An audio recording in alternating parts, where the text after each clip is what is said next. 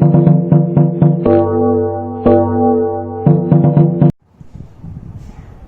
વિદ્યાર્થી મિત્રો, chapter number 9 નામ છે બળ અને ગતિના નિયમો. અત્યાર સુધી બધી જ થિયરીની ચર્ચા આપણે પૂર્ણ કરી અને હવે ચર્ચા કરવાના છે આપણે એક્ઝામ્પલ્સની બધા. તો સૌથી પહેલા આઈડિયા લેક્ચરમાં અત્યારે ઉદાહરણ જોઈએ અને સ્વાધ્યાયના જે કોઈ એક્ઝામ્પલ કદાચ સેટ થાય તો એ જોઈએ. બાકી આવતા લેક્ચરમાં બીજી ચર્ચા કરશું. અત્યારે આપણે શું કરીએ છીએ તો કે ઉદાહરણથી શરૂઆત કરીએ. તો તમારી પાઠ્યપુસ્તક તમારી પાસે હશે અને એની અંદર 120 પાના નંબર કાઢી શકો છો તમે. હું સવાલ લખવાનો નથી, ખાલી એની માહિતી લખી છે, એટલે સવાલ તમારી સામે તૈયાર હોવો જોઈએ. બરોબર વાત છે? ચલો, પહેલી વાત છે કે અહીંયા શું કહી રહ્યા છે, 1 કિલોગ્રામ દ્રવ્યમાન ધરાવતી વસ્તુ. શાંતિથી સમજો, દરેક એક્ઝામ્પલ મજા આવશે. વજન આપ્યું છે m, દળ આપ્યું છે 1 kg. કેટલા કેજી કીધું છે? Sorry, 5 kg. 5 કિલોગ્રામની વસ્તુ. ટાઈમિંગ t આપે 2 સેકન્ડ. બળ લાગે છે, વેગ વધીને પ્રારંભિક વેગ u છે 3 મીટર પર સેકન્ડ અને અંતિમ વેગ v ઘટીને શું થઈ જાય છે 7 મીટર પર સેકન્ડ. સરસ. f શોધો. બરોબર છે, પહેલા તો f શોધવાનું. પછી જો આ બળ એ 5 સેકન્ડ માટે લગાડવામાં આવે તો v શોધવાનું છે. ક્લિયર?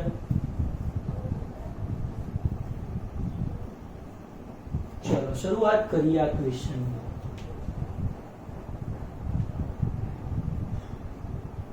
આન્સર. ચલો સ્ટાર્ટ. કયા જ પદાર્થનું દળ m આપેલું છે અને પદાર્થ પર ટાઈમિંગ t 2 સેકન્ડ લાગે છે. શું કરી શકાય? બળ શોધવું છે સૌથી પહેલું. એક સૂત્ર બળ માટે આપણે એક કયું આપણે છે ma, F બરાબર m. ન્યૂટન ગતિનો બીજો નિયમ. m ખબર છે, એ શું થાય? v - u/t. આમાંય કોઈને કઈ શક ના હોવો જોઈએ, કારણ કે v = u + at હોય તો a = v - u/t. મતલબ કે પ્રવેગ બરાબર એકમ સમયમાં પદાર્થના વેગમાં થતો ફેરફાર. ડન છે? હવે બધું ખબર છે. દળ ખબર છે 5 કિલોગ્રામ. વેગ v છે 7 મીટર પર સેકન્ડ, એમાંથી 3 મીટર પર સેકન્ડ પ્રારંભિક વેગ બાદ કરવાનો. ટાઈમિંગ t આપ્યું છે 2 સેકન્ડ. 5 7 માંથી 3 જાય 4, 4 ભાગ્યા 2 તો 2. 10 આવી ગયો બળ F બરાબર 10 ન્યૂટન અથવા કિલોગ્રામ મીટર પર સેકન્ડ સ્ક્વેર. ન્યૂટન લખશું આપણે સાદી ભાષામાં. હવે શું કહે છે? જે ટાઈમિંગ t હતો એ હવે કરી દો 5 સેકન્ડ. તો પછી v શું કરી શકાય? તો વિચારી શકો તમે શું કરશું આપણે? v શોધવું છે, મતલબ કે આ v માટે કઈ સૂત્ર યાદ છે તમને? v = u + at લઈ લો. ચલો, અને મારે v શોધવું છે, u ખબર છે મને, a ની જગ્યાએ હું જો f બરાબર ma હોય તો a બરાબર f/m લખાય. આમાં કોઈ શક ખરો? * t. જો v બરાબર u, a ની જગ્યાએ શું લખી શકું? m નીચે જતો રહે, f/m * t. u પ્રારંભિક વેગ 3. ન્યૂટન બળ લાગે છે, કેટલું બળ લાગ્યું? 10 ન્યૂટન બળ લાગ્યું. m દળ છે 5 કિલોગ્રામનું. ટાઈમિંગ t આપે છે 5 સેકન્ડ. સરસ. Cancel out 5 5. 10 + 3 શું છે? આ 3 m ના m, અહીંયા 10 m ના m. વેગ v બરાબર 13 મીટર પર સેકન્ડ થઈ જાય. મતલબ કે વેગ અંતિમ વેગ ચેન્જ થઈ ગયો. કેમ? કારણ કે પદાર્થની અંદર સમયમાં ફેરફાર કર્યો એટલે માટે. ક્લિયર વાત છે? અહીંયા સુધી ખબર પડવી જોઈએ. આ દાખલો પૂરો થાય છે. પહેલો દાખલો એક્ઝામ્પલ, જેની અંદર સૌથી પહેલા બળ શોધવાનું કીધું હતું, એનું સૂત્ર વાપર્યું F વાળું ma, અને a ની વેલ્યુ આપણને અહીંયા v u અને t ના ફોર્મમાં આપી દીધું, એ લખ્યું. બીજું સૂત્રમાં મેં v શોધવાનો હતો, તો v = u + at. તમને એવું થવું જોઈએ કે v ના સાહેબ ઘણા બધા સૂત્રો છે, v² - u² = 2as અને એ બધા ut + 1/2 at² વાળું, પણ એ બધા સૂત્રો જે સ્થાનાંતરને લગતા છે, સમજો. તો જ્યાં સ્થાનાંતર અથવા અંતરની ચર્ચા હોય ત્યાં જે સૂત્રો લગાવવાના. અહીંયા અંતરની ચર્ચા જ નથી, મતલબ કે સૂત્રો ના આવે તો એક જ સૂત્ર છે v = u + at એના ફોર્મમાં ઇક્વેશન મૂકવાનું છે. Point number 2. ચલો, કઈ બાબતમાં, નવમો દાખલો 9.2, કઈ બાબતમાં વધારે બળની જરૂર પડે? કેસ 1 છે, એની અંદર m = 2 kg અને પ્રવેગ a = 5 મીટર/સેકન્ડ². અને કેસ 2 છે, એમાં દળ લીધો છે 4 કિલોગ્રામ અને પ્રવેગ a = 2 મીટર/સેકન્ડ². તો બે કેસ છે, 1 અને 2. તો એક આવો પદાર્થ છે અને જે આવી રીતે પ્રવેગથી ગતિ કરી રહ્યો છે, એક આવો પદાર્થ છે અને જે આવા પ્રવેગથી ગતિ કરી રહ્યો છે. તો બંનેના ગતિ કરવા માટે જે બળ લગાવવાની જરૂર પડશે એ બળ આનું વધારે હશે કે આનું વધારે હશે? તો કેસ 1 માટે F લઈ લઉં, બળ ma, m1 a1, m1 2 kg અને a1 5 મીટર/સેકન્ડ², 10 ન્યૂટન બળ લાગે અહીંયા. F2 = m2 a2. દળ કેટલું છે? 4 કિલોગ્રામ અને પ્રવેગ છે 2, 8 ન્યૂટન બળ લાગે. એક 10 ન્યૂટન બળ છે, એક 8 ન્યૂટન બળ છે, મતલબ કે F1 વધારે છે, મતલબ કે આ પદાર્થનું બળ વધુ હોય, પહેલા પદાર્થનું બળ વધુ.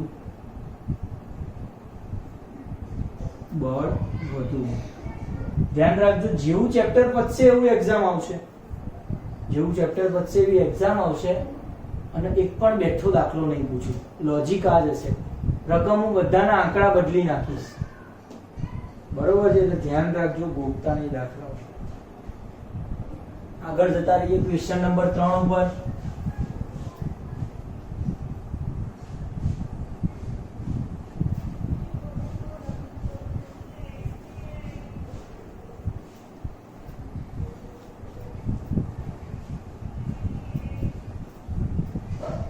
શું છે 3 દાખલો?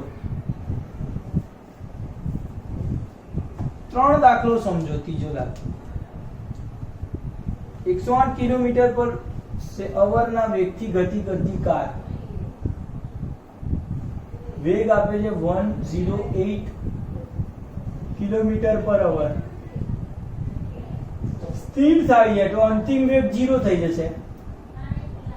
આ u હશે ને આ v હશે. અંતિમ વેગ સ્થિર થાય છે, એના માટે સમય લે છે 4 સેકન્ડ. એના જે બળ લાગે F એ કેટલું હશે? એના ઉપર દળ એમ આપ્યું છે, મુસાફરો સાથે 1000 kg. ઓકે વાત છે. What we do, simple logic છે દીકરા. મારે બળ શોધવું હોય ને તો એક જ સૂત્ર છે મારી પાસે, ma. m કેમ ગયું? 1000 કિલોગ્રામ. પહેલા તો m રવા દો, a નું -v - u/t. દળ કેટલું? 1000 કિલોગ્રામ. v કેટલો? 0. u પ્રારંભિક વેગ 108 કિલોમીટર/કલાક. સમય t 4 સેકન્ડ.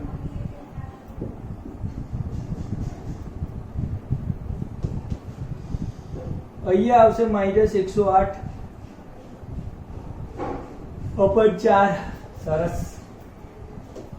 108 / 4 તમને આવડવા જોઈએ જાતે. આન્સર આવશે માઇનસમાં. 4 દુ 8, 1000 ગુણ્યા 4 દુ 8, 2 8, 4 6 24, 4 7 28. આવું કંઈક આવે છે. તો એનો મતલબ એમ કે અહીંયા 27 1 2 ને 3 માઇનસમાં બળ આવ્યું ન્યૂટન. ન્યૂટન કિલોગ્રામ મીટર પર સેકન્ડ સ્ક્વેર, અહીંયા કિલોમીટર પર અવર હતું. તો એનો મતલબ કે આપણે એના ફોર્મમાં લખશું તો કિલોગ્રામ કિલોમીટર પર અવર સ્ક્વેર. બરોબર છે? યસ, આનો આન્સર થઈ ગયો. 1 મિનિટ, અહીંયા આપણો ફોલ્ટ ક્યાં કર્યો ખબર દીકરા? આ અવરમાં હતું, આ સેકન્ડમાં હતું, તો પછી આને અવરમાં ના રાખી શકાય, કારણ કે બંને સરખાઈ ના શકો. આપણે ભૂલ કરી કે આને કન્વર્ટ કરવું પડશે 5/12 થી. કિલોમીટર પર કલાકનો મીટર પર સેકન્ડમાં કન્વર્ટ કરવા માટે આપણે શું કરીએ છીએ? 5/12 108 ગુણ્યા 5/12. 12 કેટલા? 108 થાય. 12 9 108. સરસ. 9 5 45 મીટર પર સેકન્ડ આવ્યો. હવે ઓકે છે મીટર પર સેકન્ડ. તો આપણે જે અહીંયા 108 લખ્યો હતો ને એને મીટર પર સેકન્ડમાં 45 લખીએ તો મને આનંદ આવશે. 45 4 વડે તો નહીં ભગાય, પણ 4 વડે 1000 ને ભગાશે. હવે અહીંયા ભૂલ કરી છે તો આપણે સુધારીએ એને થોડી.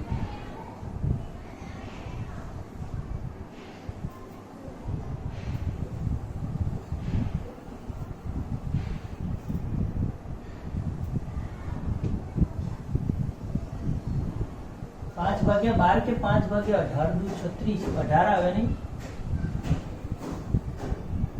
18 છંક 8 છંક 48 અને 6 પંચા 30.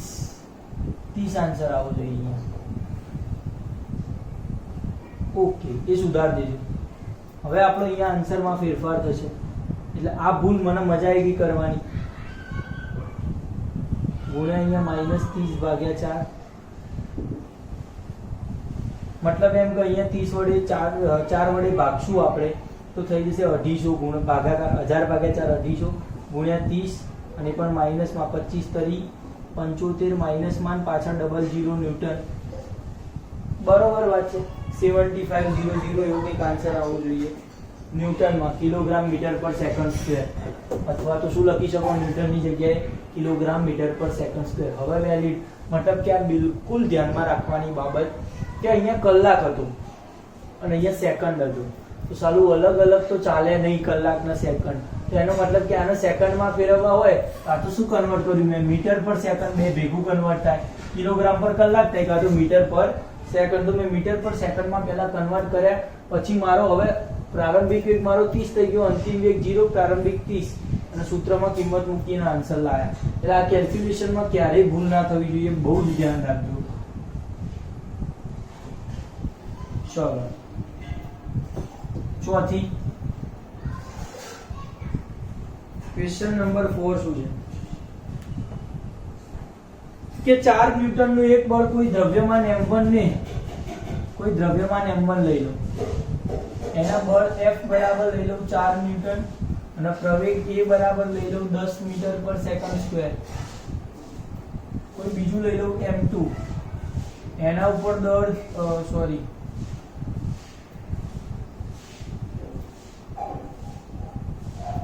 બળ એટલું જ છે અને પ્રવેગિત થાય છે A બરાબર કેટલું થાય છે 20 મીટર પર સેકન્ડ સ્ક્વેર જેટલું પ્રવેગિત થાય છે. બંને દ્રવ્યમાનોને ભેગા બાંધી દેવામાં આવે, બંનેને ભેગા બાંધવામાં આવે તો આ બળ દ્વારા કેટલો પ્રવેગ ઉત્પન્ન થાય? કેટલો પ્રવેગ ઉત્પન્ન થાય? સારો સવાલ છે, બહુ સારો સવાલ. શું સમજશો આન્સર? સૌથી પહેલા કે આપણને બળ ખબર છે, પ્રવેગ ખબર છે, પણ m1 શું છે એક્ઝેક્ટલી નથી ખબર. તો જ્યાં સુધી દળ ખબર નહીં હોય ત્યાં સુધી ભેગા બાંધી અને બંનેનું સંયુક્ત દળ ખબર નહીં પડે.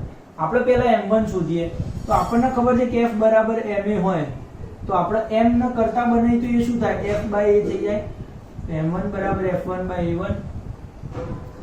F1 નું કેલ્ક્યુલેશન કેટલું છે? F1 છે 4 ન્યૂટન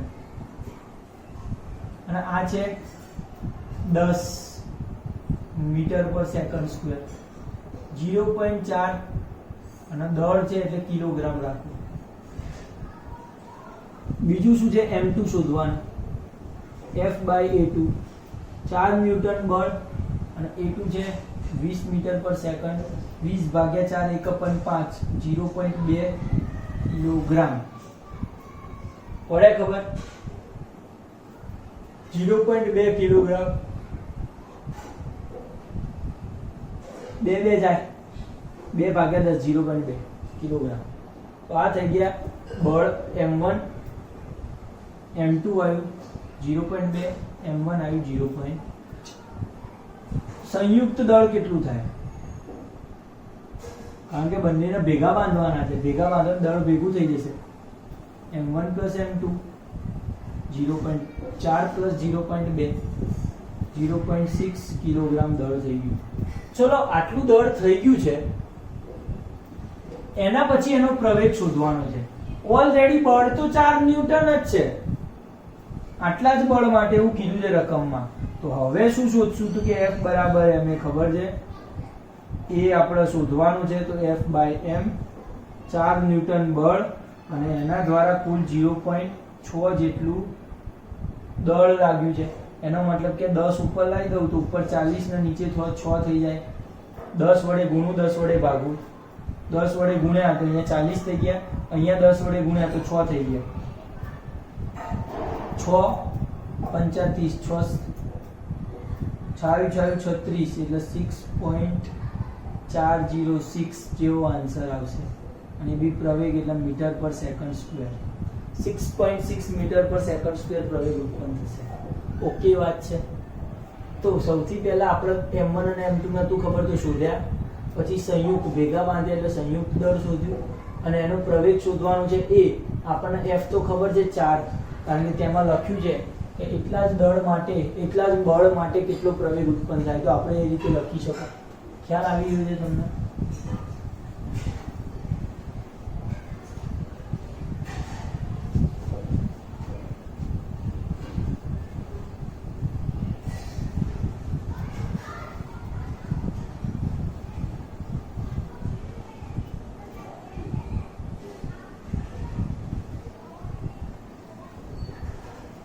ચલો આગળનો ક્વેશ્ચન 9.5.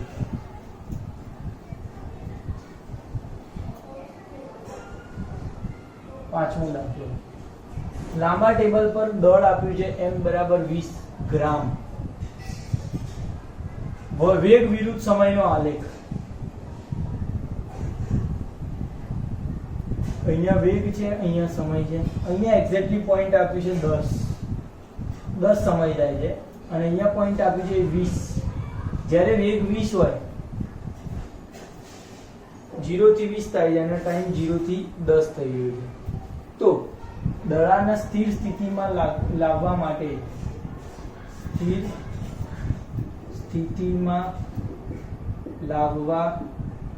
માટે કેટલું બળ લગાવવું પડે? ઓકે વાત છે. આલેખ ઉપરથી ઘણી બધી માહિતી કેટલી મળે જોઈ લઈએ. તો હવે માહિતી લખીએ કઈ કઈ મળી. સૌથી પહેલા 0 થી વેગ ચાલુ થાય. પણ વાસ્તવમાં અહીંયા જ્યારે 0 સેકન્ડ હતી ને ત્યારે એનો વેગ ઓલરેડી 20 હતો. મતલબ કે પ્રારંભિક વેગ u બરાબર 20 મીટર પર સેકન્ડ આપેલો છે. ઓકે.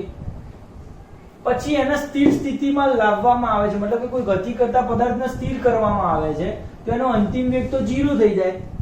જો એને સ્થિર કરો છો તો તમે અંતિમ વેગ કેટલો થઈ ગયો? 0 થઈ ગયો. સમય તો જ્યારે 0 થઈ જાય છે એનો વેગ ત્યારે એનો સમય કેટલો સમય કાપ્યો છે? 10 સેકન્ડ સમય કાપ્યો. ટાઈમિંગ 0 થી 10 એટલે 10 સેકન્ડ સમય છે. પદાર્થનું વજન કેટલું છે? m બરાબર 20 ગ્રામ જેટલું. 20 ગ્રામના કિલોગ્રામમાં કન્વર્ટ કરીએ કારણ કે આપણો ઓરિજિનલ જે કહેવાય 0.02 કિલોગ્રામ થશે. 20 ગ્રામ છે સાદી ભાષામાં જે 20 ભાગ્યા એના 1000 વડે ગુણ ત્યારે કિલોગ્રામ ભાગુ વડે કિલોગ્રામ થાય. 2 પોઈન્ટ કપાય. આવું થશે. બરોબર વાત છે. હવે આ તો મળ્યું કિલોગ્રામ. દળ મળી ગયું. ત્રણ વસ્તુ ખબર છે. બળ મારે શોધવું છે. બળ F બરાબર ma સૂત્ર છે.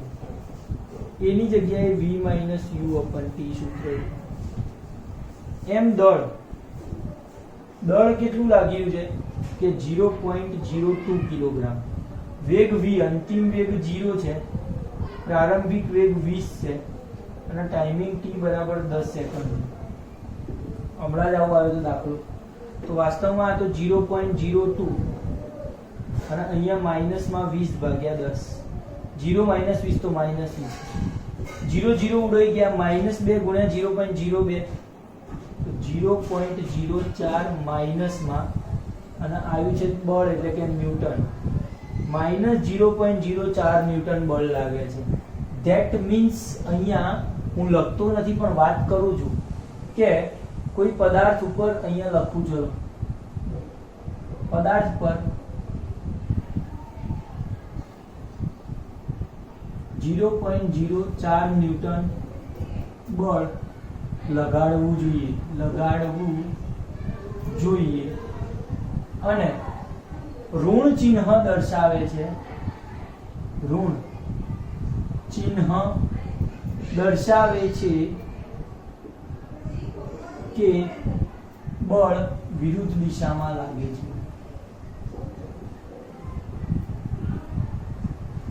પ્રત્યાઘાતી બળ છે, વિરુદ્ધ દિશામાં લાગશે.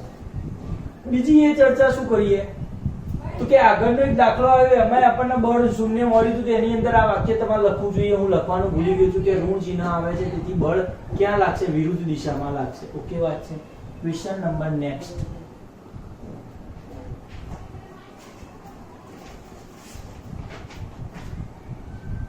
આગળનો ક્વેશ્ચન તો ક્યાંય છે 9.6 આ એક ક્વેશ્ચન. જગ્યા વધારે જોશે તો ભૂસી નાખશું આ બધું. 9.6 ક્વેશ્ચન પર આવી જાઓ.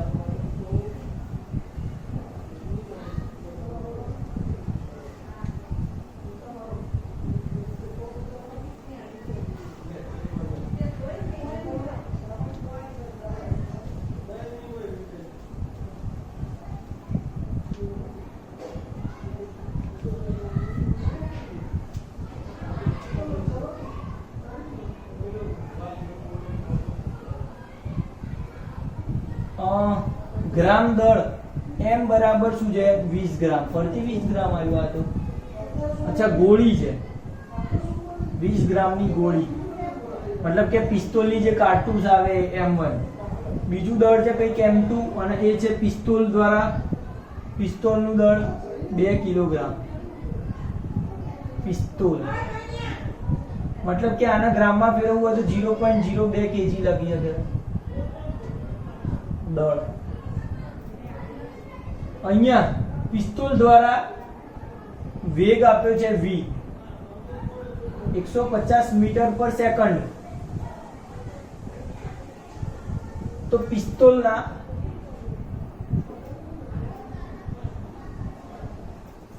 ગોળી, આ ગોળીનો વેગ છે, ગોળીનો વેગ આટલો છે. પિસ્તોલના પાછળ ધકેલવાના વેગની ગણતરી કરો. વેગ કેટલો? પિસ્તોલ જે પાછળ ધકેલાશે એનો વેગ મારે શોધી નાખવો છે વાસ્તવમાં. બરોબર વાત છે. તો શું કરશું આપણે?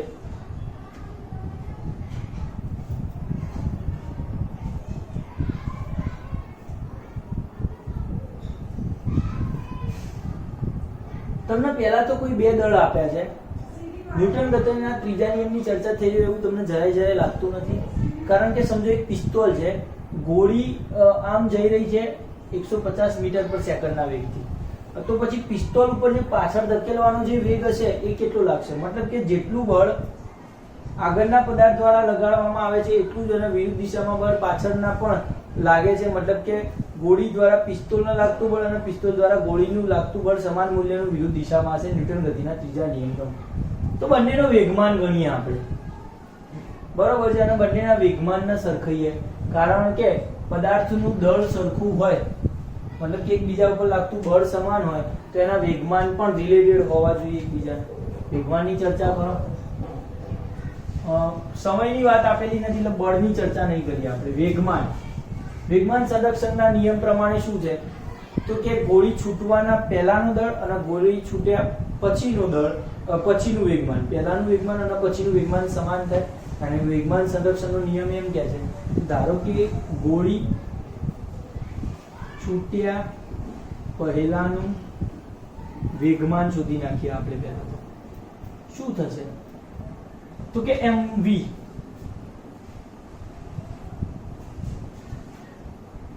m1 u1 plus m2 u2 પ્રારંભિક વેગ.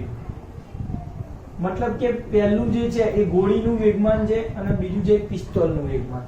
જ્યારે ગોળી છૂટી નથી અને પદાર્થ સ્થિર છે સમજો, ત્યારે શું થશે તો કે દળ તો m1 ખબર છે 0.02 કિલોગ્રામ. કિલોગ્રામ લખવાની જરૂર નથી, દળ m1 ખબર છે. ગોળીની વાત, ગોળી જ્યારે પહેલું હશે ત્યારે u1 પ્રારંભિક વેગ 0 હશે. આમ પકડી રાખી છે બંદૂક, ગોળી નથી છૂટી, પ્રારંભિક વેગ ગોળીની અંદર પિસ્તોલમાં સ્થિર પડી રહી છે, ગોળી 0 છે.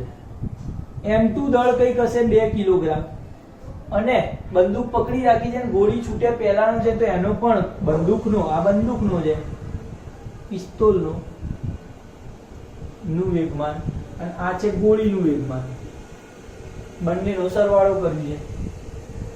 તો આનો પણ પિસ્તોલે સ્થિર હશે હાથમાં, એનો વેગ 0 છે, આનો ગુણાકાર 0, આનો ગુણાકાર 0, 0 વત્તા 0, 0 મળે વેગમાન.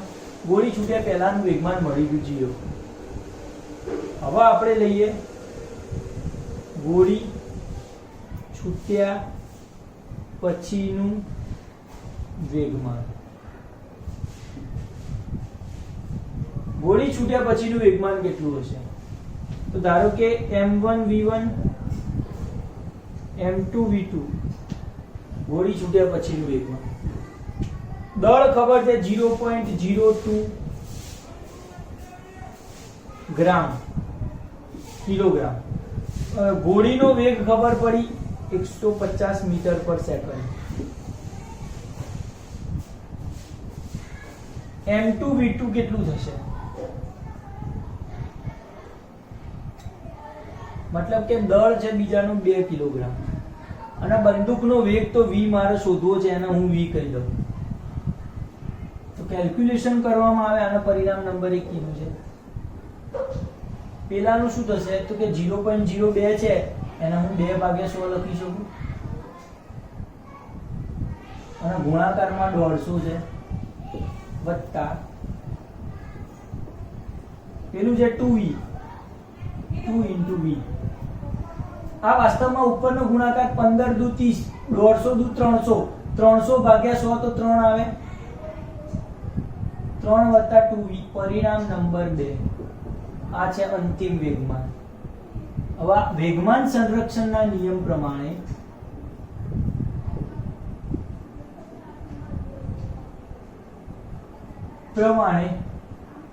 અંતિમ પ્રારંભિક વેગમાન બરાબર અંતિમ વેગમાન. ગોળી છૂટે પહેલાનું એટલે પ્રારંભિક કેટલું આવ્યું છે 0, અંતિમ વેગમાન કેટલું આવ્યું 3 + 2v. તગડો પેલી બાજુ જાય, માઈનસ થઈ જાય, તગડો પેલી બાજુ જાય તો, અને અહીંયા 2v તો v બરાબર આવે -3/2a. મતલબ કે વેગ કેવો આવ્યો વિરુદ્ધ દિશામાં આવ્યો માઈનસ. તો ઋણ ચિહ્ન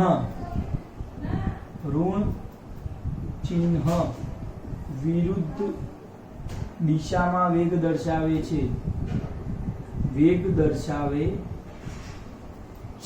પડી ગઈ. વિરુદ્ધ ચિહ્ન છે એ વિરુદ્ધ દિશામાં વેગ દર્શાવે છે, બરોબર છે ને. એનું ટાઈમિંગ મતલબ કે આટલો વેગ લાગશે 3/2, 1.5 જેટલો વેગ લાગશે. આગળનો 7મો દાખલો જોઈએ આપણે.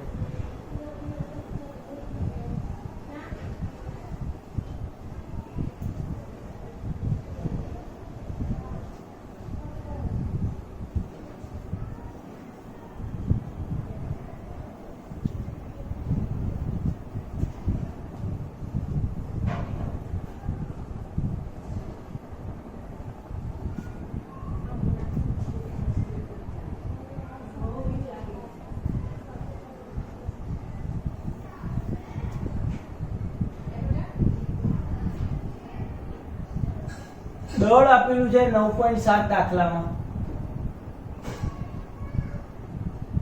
M1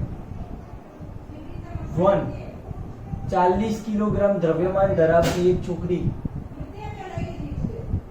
5 મીટર પર સેકન્ડ જેટલા સમક્ષિતિજ વેગ v આપેલો છે 5 મીટર પર સેકન્ડ જેટલા વેગથી 3 કિલોગ્રામ દળ ધરાવતા M2 આપ્યું છે 3 કિલોગ્રામ દળ ધરાવતા ઘરઘડી વાળું પાટિયું એટલે કે સ્કેટિંગ પર કૂદે છે પાટિયાના પૈડા ઘર્ષણ રહિત છે પાટિયું જ્યારે ગતિ શરૂ કરે છે ત્યારે છોકરીનો વેગ કેટલો થશે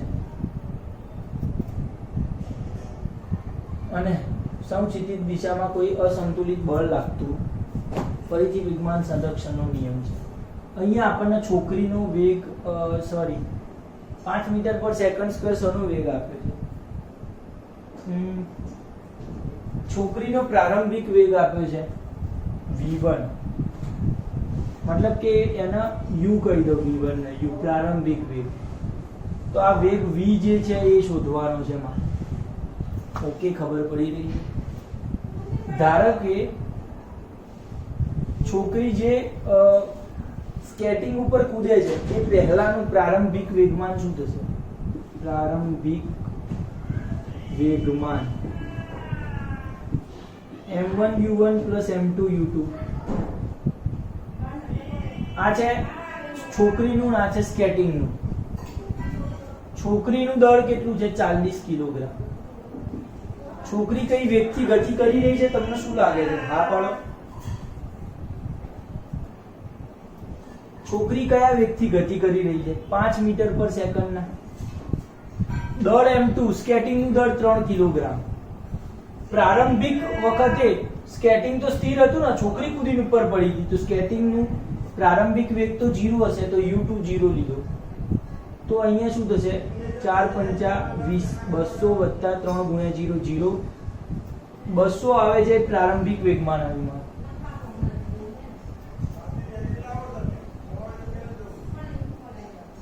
અંતિમ વેગમાન જોઈએ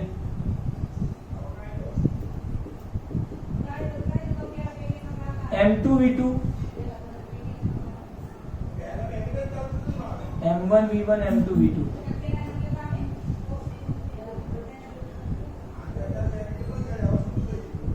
m1 શું થઈ ગયું 40 કિલોગ્રામ v1 કેટલો છે હવે આ છે છોકરીનો તો છોકરી પછી કેટલો વેગ પ્રાપ્ત કરે છે એની અંતિમમાં મતલબ કે કૂદ્યા પછી કેટલો વેગ ચાલુ કરે છે તો એ તો શોધવાનું છે આપણે m2 દળ કેટલો છે સ્કેટિંગ ની વાત આવી તો સ્કેટિંગ 3 અને v2 મતલબ કે જે સ્કેટિંગ છે એ પછી કયો વેગ પ્રાપ્ત કરે છે તો એ જે છોકરીનો વેગ હશે એટલો જ પ્રાપ્ત કરશે ને એ તો વેગ v કોમન જ હશે જેટલો છોકરી વેગ પ્રાપ્ત કરશે એટલો જ વેગ પેલી પ્રાપ્ત કરવાની છે પડે મતલબ કે આનો પણ v આવશે વેગ તો બંને સમાન વેગથી ગતિ કરતા હશે છોકરી અને સ્કેટિંગ બંને ધારો કે છોકરી છે દોડે છે ત્યારે આટલા 5 મીટર પર સેકન્ડના વેગથી 40 કિલોગ્રામની દળની છોકરી સ્કેટિંગ ઉપર પડે છે પછી તો સ્કેટિંગ અને છોકરી બંને સાથે જઈ રહ્યા છે એનો મતલબ કે m1 v કોમન લઈ લો તો 40 + 3 v કોમન 43 v ઓકે હવે શું છે વેગમાન સંરક્ષણના નિયમ પ્રમાણે પ્રારંભિક વેગમાન બરાબર અંતિમ વેગમાન પ્રારંભિક વેગમાન 200 અઘરો જવાબ આવે છે v એકલો કરું તો 200 ભાગ્યા 43 મીટર પર સેકન્ડ ક્યાંય ભૂલ દેખાઈ રહી છે બે અને v વેગ છે 43 વેગ આવે છે આપણે કઈ ભૂલ તો છે લાગતી નથી મતલબ કે આટલો જ હશે કદાચ 200 ભાગ્યા 43 મીટર પર સેકન્ડ બરોબર છે કઈ વાંધો નહીં આનો પોઈન્ટમાં રાખવો હોય તો રાખી દેવાનો કે આટલો ચાલશે તો આટલો મીટર પર સેકન્ડ વેગ પ્રાપ્ત કરશે છોકરી ખબર પડી રહી છે અહીંયા ફરતી વેગમાન સંરક્ષણનો નિયમ જ્યારે આવું આવે તો પહેલું લેવાનું છોકરીનું, બીજું લેવાનું સ્કેટિંગનું અને પ્રારંભિકની વાત કરવાની. તો વજન તો ખબર છે, પ્રારંભિકમાં વેગ કેટલો હોય, તો છોકરી દોડી રહી હતી તો પ્રારંભિક વેગ આટલો છે, અને સ્કેટિંગ તો પ્રારંભમાં 0 હતું, એ સ્થિર હતું, તેનો 0 છે. અહીંયા શું થઈ ગયું તો કે દળ ખબર છે બંનેના, આનો અંતિમ વેગ, તો છોકરી જ્યારે લાસ્ટમાં વેગ કરે છે તો એ છોકરીનો વેગ કેટલો છે એ શોધવાનો છે. હવે જેટલું સ્પીડ છોકરી સ્કેટિંગ ઉપર જઈ રહી છે, તો જેટલો છોકરીનો વેગ હશે એટલું જ સ્કેટિંગનો વેગ હશે, તો સ્કેટિંગનો પણ વેગ એટલો, સ્કેટિંગનું દળ આટલું, તો બંનેમાંથી v કોમન લઈ લીધા, તો 43v. વિજ્ઞાન સંરક્ષણ પ્રમાણે પ્રારંભિકના અંતિમ વેગમાન સરખું. કેસ પૂરો થઈ ગયો. અહીંયા નથી ખબર પડી રહી કોઈ બચ્ચાઓને. એના પછીનો દાખલો જુઓ. તો એના પછી દાખલો લગભગ નથી ના છે, 8મો દાખલો છે, 9.8 છે, ગણી લઈ.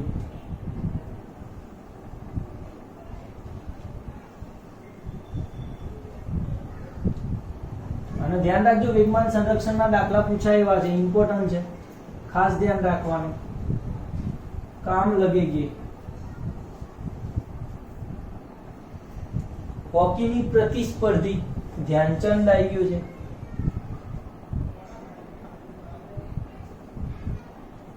ફટકારવાના પ્રયાસ વગર એકબીજા સાથે અથડાઈ જાય છે, ગૂંથાય છે. 2 ખેલાડીઓ અથડાયા. પહેલા ખેલાડીનું દળ m1 આવ્યું છે 40 કિલોગ્રામ, 60 કિલોગ્રામ. બીજા ખેલાડીનું દળ છે m2 બરાબર 50 કિલોગ્રામ, 55 કિલોગ્રામ. સરસ.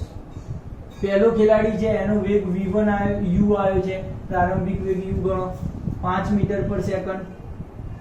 બીજો ખેલાડી હતો v, એનો 6 મીટર પર સેકન્ડ હતો. અથડાયા પછી કઈ દિશામાં કેટલા વેગથી ગતિ કરશે? અથડાયા પછી કઈ દિશામાં કેટલા વેગથી ગતિ કરશે? હવે વિચારી શકો તમે દાખલાનો આન્સર.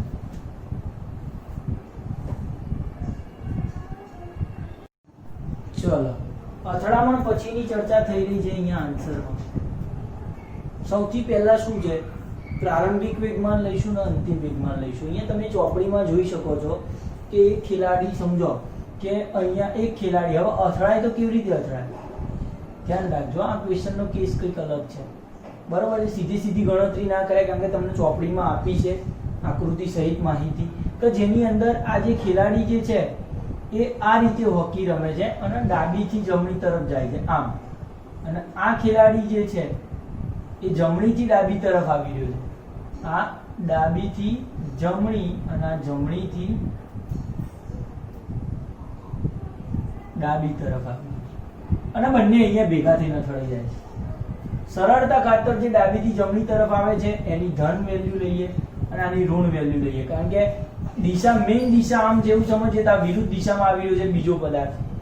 તો આનો વેગ જે આવશે ડાબીથી જમણી u1 એ આપણે પ્લસ લઈશું અને u2 છે માઇનસ લઈશું, કારણ કે આ મેઇન દિશાને આપણે આ બાજુની દિશા લઈએ તો આ બાજુ જે વિરુદ્ધ દિશામાં જઈ રહ્યો છે તો દિશા વિરુદ્ધ છે તેનો વેગ વિરુદ્ધ થશે, કારણ કે બંને સામસામે અલગ અલગ દિશામાં આવશે તો ગમે તે એકને પ્લસ લેવો પડશે અને ગમે તે એકને માઇનસ લેવો પડશે.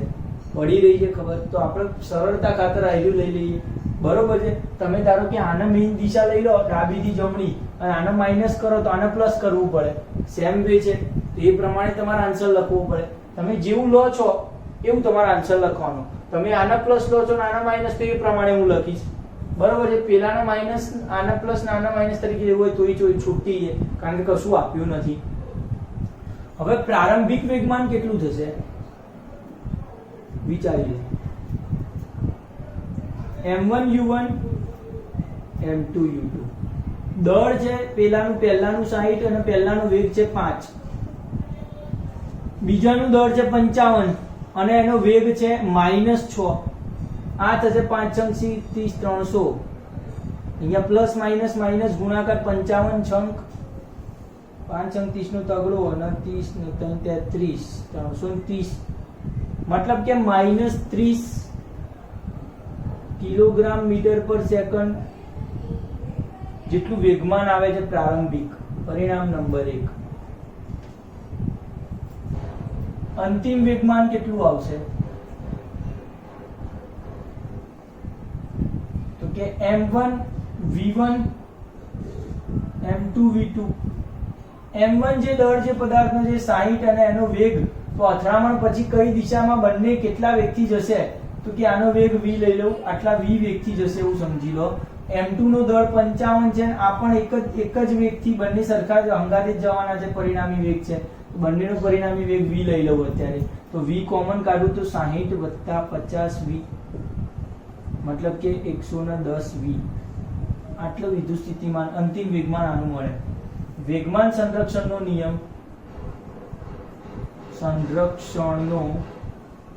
નિયમ લગાયો અને નિયમ પ્રમાણે પ્રારંભિક વેગમાન બરાબર અંતિમ વેગમાન. પ્રારંભિક વેગમાન આવ્યું -30, અંતિમ વેગમાન આવ્યું 110 v. v ગુણાકારમાં છે, તો v કેટલો મળે, v ને કરતા કરું, v કરતા કરું તો -30 છે, 110 નીચે જાય, v બરાબર -3/11 જે આવે એ પોઈન્ટમાં. સમજો કે વેગ આટલો હોવો જોઈએ બંને, મતલબ કે બંને ખેલાડીઓ 3/11 મીટર પર સેકન્ડના વેગથી ગતિ કરશે. તો આટલા વેગથી અને કઈ દિશામાં ગતિ કરશે, તો કે ઋણ વેલ્યુ આવ્યું, તો ઋણ વેલ્યુ મેં લીધી દિશાના માટે જમણીથી ડાબી તરફ, મતલબ કે કઈ દિશામાં પરિણામી, તો કે જમણી બાજુથી ડાબી બાજુ તરફ બંને ખેલાડીઓ ગતિ કરશે. મતલબ કે આ પરિણામી વેગ હતો દરેક બંનેનો શું છે, પરિણામી વેગ કેટલો આવ્યો, માઇનસમાં આવ્યો, મતલબ કે બંનેનો વેગ પરિણામી માઇનસમાં હોય તો બંને માઇનસ દિશા તરફ, એટલે કે જમણીથી ડાબી તરફ ક્યાંક જઈ રહ્યા હશે અથડાયા પછી, બરોબર છે, થોડાક જ જાય છે, -3/11 જેટલા, બહુ ઓછા કહેવાય, બરોબર વાત છે. તો આ તમને આવડવું જોઈએ. આ લાસ્ટ ક્વેશ્ચન હતો ઉદાહરણનો. આવતા લેક્ચરમાં સ્વાધ્યાયના ક્વેશ્ચનની ચર્ચા કરશું આપણે.